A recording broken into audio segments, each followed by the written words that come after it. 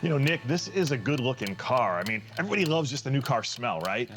Can't you just leave the new car smell? What do you have to do to the thing to maintain that? Well, Bruno, believe it or not, despite this only having 150 miles, you still need to protect your brand new car. And in this episode, I'm going to show you step by step how to keep this car looking so great. You spend all that money, you want to protect it, that's for sure. Yep, stay tuned, we'll be right back.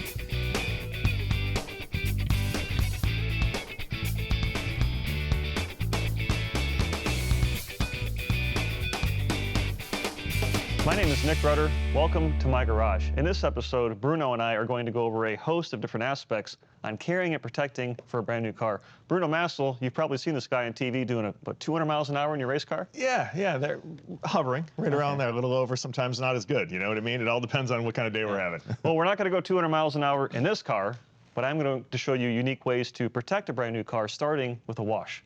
You know, it's a beautiful car, right? And it's brand new, and we're sitting inside. So it's like, how are we gonna wash it? I don't see a hose, I don't see a bucket, and I don't see a drain in the floor. Yeah, well, I'm going to show you a unique way, and that's a waterless method. So as you know, there's a number of different ways to wash your car. Most people, when they think of a car wash, they imagine a bucket with soapy solution, a garden hose, and being outside in your bathing suit. Well, with a waterless wash, you can actually wash the vehicle in the comfort of your garage, and you don't even have to have a garage, or if you live in an apartment complex, you can really wash it anywhere.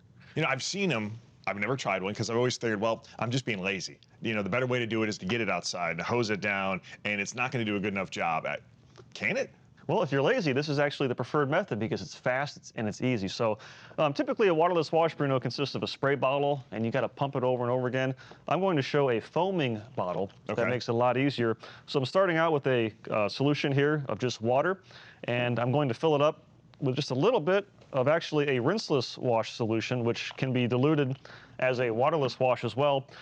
And the way this works, Bruno, is I'm simply going to pump up this bottle, and it pressurizes the solution. It aerates it, so it creates a foaming lather that helps encapsulate the dirt and the grime, so you can safely lift it off the paint without scratching it. Kind of like the foam cannon, right? Kind of like a foam cannon, yeah, but without the garden hose. So, and they also make these with a Schrader valve, so if you have an air compressor, you can use that to pressurize it too. Oh, then you can have a real party in here. You can have a real party, yeah. So I got this guy pumped up, and performing a waterless wash is relatively simple. I have my solution here, it's mixed up, and I'm going to aim it about a foot from the vehicle, and I'm simply going to spray it. And the advantage of the foam, like I mentioned, is that it encapsulates the dirt and the grit. So therefore, when you wipe it with your towel, you're lifting the dirt and the grime so it's trapped away from the paint in the actual nap of the towel. So you're not rubbing it in, you're pulling it out. Pulling it out, yeah. And then besides the actual solution, it's also important that you have the right microfiber towel. Okay. You know, there's the science behind all of this too. So if you go to your local wholesale club, which I'm sure you've seen them, these big piles of microfiber towels, like 50 towels for like 15, 20 bucks. Right. Those are best for cleaning bathrooms. Gotcha. Not for your car. Duly noted. Yeah. So those are the ones that are going to scratch the bejesus out of this thing and make it look like it's an old car. Yes, and the reason why is because they're low quality, number one, and number two, they don't have this thick pile that traps the dirt. Okay. So after spraying the solution, this is really simple. Take your microfiber towel. It's folded 4 ways. I don't have it all mushed up like this. And you simply wipe in a straight line.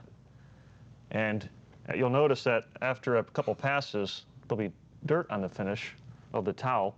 And what happens, Bruno, is I don't want to actually take this and then grind it back into the finish as I wipe. So I can either flip the towel to a dry side, or I can roll the towel up to expose the clean section and do it this way. Now, if this car were really dirty, then I would be flipping the towel to expose a new section. Okay, so the whole idea is not to recontaminate one spot with dirt from another. Exactly, yeah. So wipe in a straight line, and the reason that you want to wipe in a straight line is so you don't instill any swirl marks, because if you have a dirt particulate trapped in there, as you're going like this, you'll actually put swirls in the finish. Gotcha. So then you're working backwards. Yes, we don't want to do that. A whole different process you have to do to remove that, right? Exactly, yeah. That's polishing, and that's a lot more time, a lot more money, and sometimes it can involve a professional as well. So after I wipe that area, the paint looks clean and shiny. I'm going to take a second clean dry microfiber towel, and I'm going to give it a quick buff. Okay, so now you can buff it and go in circles and all kinds of stuff. Yeah, you can go in circles, you can write your name, whatever you want to do. But this method is really quick and simple, and the reason I perform the second buff is just to eliminate any kind of streaks or smears, or maybe I missed a spot. And then basically, Bruno, I'm going to repeat this process around the entire car, or maybe I'll let you do it. Okay, I'll give you a hand. That way you know how to do it, and we have to get this car clean before we move on to the next step, because after this, we're actually going to polish the surface. We're going to use a clay bar as well.